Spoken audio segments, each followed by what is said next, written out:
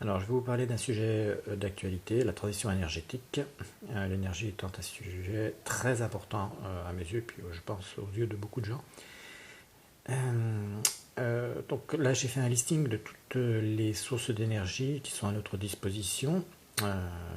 Sauf le nucléaire, parce que le nucléaire, c'est même plus la peine d'en parler. Ça n'aurait même jamais dû exister, bon, à part pour faire des bombes atomiques, mais sinon, c'est vrai que c'est bien, mais il faut savoir qu'un réacteur nucléaire fournit 35% de son énergie sous forme électrique et les deux tiers restants servent à chauffer les fleuves et rivières. Voilà. C'est-à-dire depuis une bonne quarantaine d'années, on jette à peu près les deux tiers de l'énergie dans de l'eau pour refroidir les réacteurs. Bravo, bravo, bravo, j'applaudis. Pour le charbon, non, faut arrêter le charbon, c'est bien, il y a encore des stocks très, très importants, mais franchement, il faut s'en passer parce que ça émet plein de polluants, et puis c'est trop compliqué, je dirais, à extraire, enfin bref. La source première d'énergie étant le pétrole, pour malheureusement beaucoup trop de choses. Mais il faut savoir que, on le sait, que d'ici quelques décennies, il n'y en aura plus. Donc il faut essayer de limiter son utilisation parce que le pétrole a d'autres intérêts, donc il permet notamment la fabrication de beaucoup de produits dérivés. Et c'est vraiment dommage de le gaspiller bêtement pour faire rouler nos voitures ou pour chauffer nos maisons avec du fioul. Franchement, il faut arrêter ça le plus rapidement possible. Évidemment, le coût peut baisser encore parfois, mais il ne fera qu'augmenter parce qu'il y en aura toujours de moins en moins.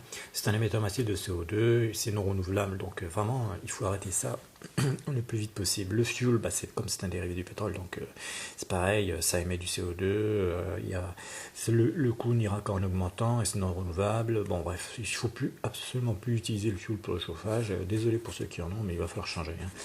Le gaz, c'est pareil, c'est bien, même s'il y a des réserves encore pour pas mal de temps encore. Mais c'est un peu le même problème que le pétrole, le coût sera toujours à la hausse. Ça émet énormément de CO2. Par contre, il peut être renouvelable selon certaines conditions. Bon, j'en reparlerai peut-être dans d'autres vidéos. Mais il ne faut plus utiliser ça pour se chauffer et éventuellement aussi pour la cuisine. Donc, alors le bois, il y en a pour beaucoup, c'est une solution à nos problèmes énergétiques. Non, c'est faux. Parce que si demain tout le monde se chauffe au bois, le coût sera prohibitif, comme pour le reste. C'est un émetteur massif de CO2, hein, oui, parce que quand on se chauffe l'hiver avec du bois, il n'y a pas de végétation pour absorber le CO2, enfin, dans un hémisphère en tout cas. Et donc il faudra attendre le printemps et l'été suivant pour réabsorber ce CO2. Donc peu importe, c'est renouvelable, mais c'est très polluant parce que dans le bois il y a plein d'impuretés et quand vous le brûlez, il y a beaucoup de produits toxiques qui sont émis dans l'atmosphère. Donc non, le bois, je suis désolé, n'est pas une solution, absolument pas. De plus, c'est un très très mauvais chauffage parce que dans un poêle à bois classique, vous avez forcément obligatoirement une entrée d'air puisque la cheminée rejette de l'air chaud, donc cette air, il faut bien qu'elle vienne de quelque part, et bien elle vient de l'intérieur de la maison. C'est pour ça que dans la pièce où il y a le chauffage, il fait chaud, mais dans les autres pièces, il fait froid parce que c'est par là que rentre l'air frais. Et oui, c'est donc vraiment absolument inapproprié. Bon, il y a les chauffages à granulés, c'est bien, mais bon, c'est absolument pas une solution. Laissons donc nos forêts là où elles sont, et puis ça ira très bien. Alors, maintenant je vais parler des énergies renouvelables. On nous parle beaucoup du photovoltaïque. Oui, c'est une très bonne solution. Le coût est en baisse, forcément. Le rendement en hausse. C'est entièrement statique, ce qui est très bien. Pas besoin de lubrifier des engrenages ou quoi que ce soit. Très longue durée de vie, supérieure à 25 ans. Il y en a qui critiquent parce qu'il faut pas mal d'énergie grise pour leur fabrication. C'est-à-dire que... c'est ça, chacun évidemment voit midi à sa porte. Par contre, le gros problème du photovoltaïque, c'est qu'en été, on a beaucoup d'énergie à notre disposition, et on n'en a pas forcément besoin de beaucoup. Et malheureusement, en hiver, c'est l'inverse. Donc, bon, c'est à conseiller, mais bon, voilà, c'est pas une solution vraiment appropriée pour nos besoins énergétiques, puisque une grande partie de l'année, en tout cas pour ceux qui habitent aux latitudes élevées, ne peuvent pas disposer de cette énergie. Donc c'est un peu dommage. Barrage géothermie, alors j'ai déjà fait pas mal de vidéos là-dessus et je continuerai. C'est pour ça que je me suis mis à la plomberie, même si je ne suis pas plombier, parce que franchement il n'y a que des intérêts, que des avantages dans la géothermie. Le coût en baisse, les matériaux évidemment sont moins chers, etc. Alors il y a un stockage possible de l'énergie, ce qui est très bien, et énormément, j'ai fait des vidéos là-dessus, on peut stocker plusieurs mégawattheures.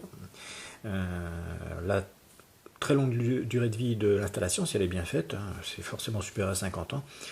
Et le faible coût d'utilisation, une pompe, ou deux peut-être, c'est vraiment ridicule au niveau de la consommation d'énergie.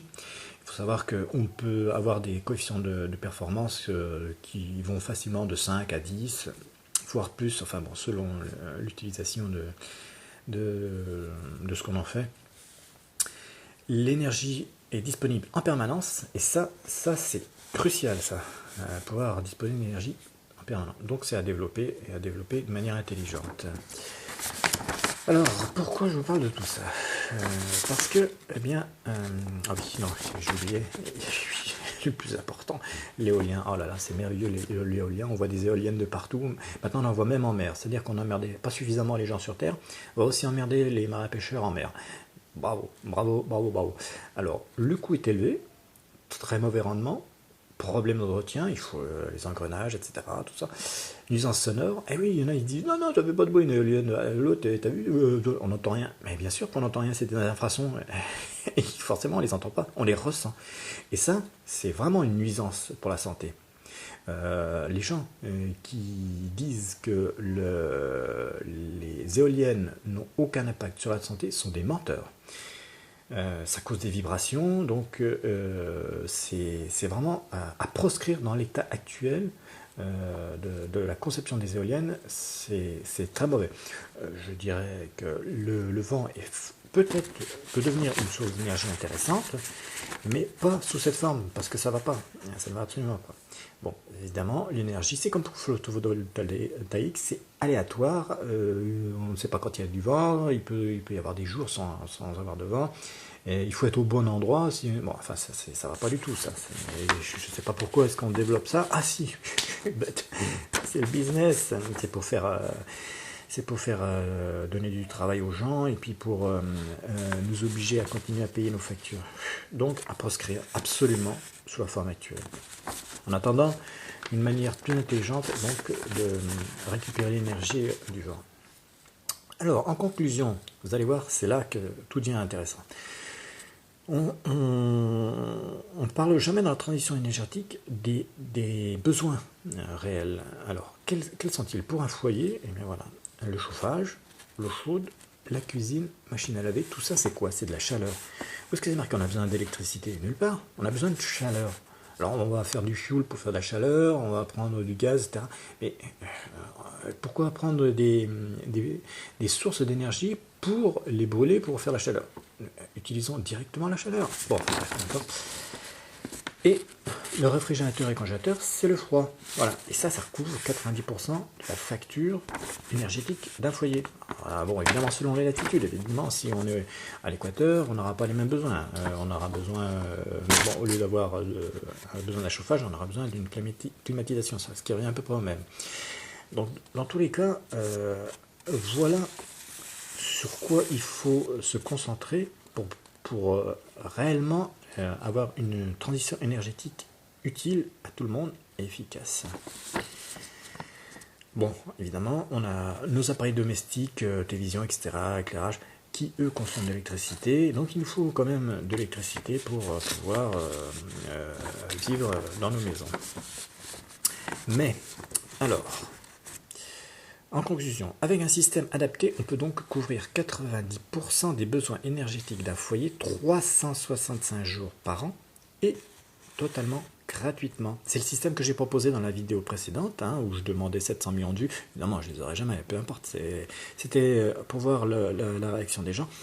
Je suis content, au jour d'aujourd'hui, il y a quand même 20 personnes qui ont compris le but de ma vidéo. Il y en a 4 qui n'ont rien compris et qui sont pour continuer à payer les factures. Eh ben, tant pis pour eux. Hein. Heureusement, il n'y en a que 4 par rapport à 20, c'est bien. Bon, ça va certainement voler, mais peu importe. Alors, pourquoi? La question, c'est pourquoi ne décentralisons-nous pas l'énergie? Parce qu'on parle toujours de transition énergétique, mais on ne parle jamais d'autonomie énergétique. Alors, quitte à faire une transition énergétique, il faut aussi aller vers une autonomie énergétique. Pourquoi? Parce qu'il y en a marre de payer les factures. Voilà. Oui, nos dirigeants, tout ça, nos experts ne donnent pas de solution autonome parce qu'il faut continuer à payer. Parce que c'est du business, tout ça. Et nous, moi en tout cas, le premier, et je pense beaucoup d'entre vous qui vont regarder cette vidéo, eh ben, ils en ont marre de payer, on en a marre de payer des factures inutilement. Ça n'a aucun intérêt. Donc, voilà. La première des solutions, c'est arrêter. On va arrêter le gâchis. Moi, je vous ai proposé une solution. Je suis en train de la développer, mais comme moi, je ne suis personne et que je n'ai pas de soutien financier, ben, vous comprendrez qu'il va me falloir un petit peu de temps pour pouvoir vous montrer un prototype qui soit efficace pour, en tout cas pour l'utilisation dans une maison. Rien ne vous empêche au moins de m'aider à promouvoir mes vidéos pour que j'ai un peu plus de moyens pour justement aller plus vite. Mais bon, ça, peu importe. Voilà, alors, que dire d'autre? Ben, j'ai une solution, je ne suis certainement pas le seul. Alors, on n'est pas obligé d'invoquer Tesla, ben, on peut. J'ai donné un nom à mon système, c'est le DSA. Et grâce à ce système, donc le DSA, je vous garantis qu'on peut, à faible coût, pourvoir aux besoins énergétiques d'une maison ou d'un immeuble ou enfin d'une maison mal isolée même, à hauteur de 100%, sans plus jamais payer de facture. Voilà ce que nos dirigeants devraient nous proposer. Arrêter les centrales nucléaires, arrêter les usines marémotrices, mais qu'est-ce qu'on en a à foutre? Mais d'aller implanter des usines marémotrices, ils vont même empêcher la marée mais c'est quand même affolant, c'est n'importe quoi. Arrêter ces éoliennes là, pas que ça défigure le paysage, mais ça sert à rien, on n'en a pas besoin. Ils fabriquent des éoliennes pour qu'on continue à payer l'électricité. Alors installer des panneaux photovoltaïques, oui, c'est une bonne chose, sauf que malheureusement on ne dispose pas assez d'énergie en permanence. Les éoliennes privatives, personnelles, oui et non, parce que comme je vous dis, le problème c'est les nuisances sonores. Ça fait des vibrations, on ne les ressent pas, mais ça a des conséquences sur la santé. Donc, bon, et puis évidemment, l'entretien des éoliennes, c'est même pas la peine. Donc, non, la vraie solution, c'est celle que moi je vous propose. Il y en a peut-être d'autres, je ne sais pas. Mais en tout cas, la mienne, elle est valable. Je l'ai revérifiée, revérifiée. Je suis en train de faire un prototype grandeur nature pour couvrir les besoins de ma maison. Et puis, ben, après, dès que ce sera fini, je vous ferai une vidéo. J'espère que vous ferez la même chose chez vous. Ça vous permettra d'économiser votre facture énergétique. Et puis de tordre le cou à toutes ces conneries concernant j'ai même pas de mots parce que je trouve ça tellement aberrant voilà. Bon, peu importe.